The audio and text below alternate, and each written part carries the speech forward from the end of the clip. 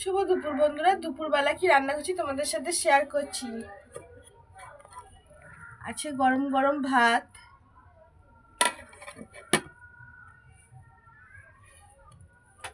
সাথে আছে শসা আর লেবু। এটা গন্ধরাজ লেবু, খুব গন্ধ বেরিয়েছে বন্ধুরা, কেটেছি।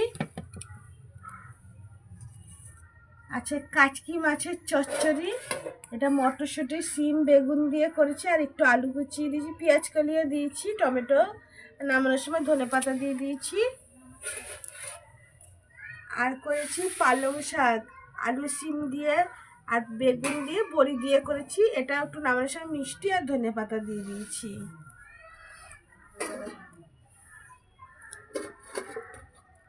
আর আজকে চিকেন কষা। আমার রান্নাটা তোমাদের যদি ভালো লাগে তাহলে আমার চ্যানেলে লাইক আর সাবস্ক্রাইব করো প্লিজ বন্ধুরা, একটা সাবস্ক্রাইব করো।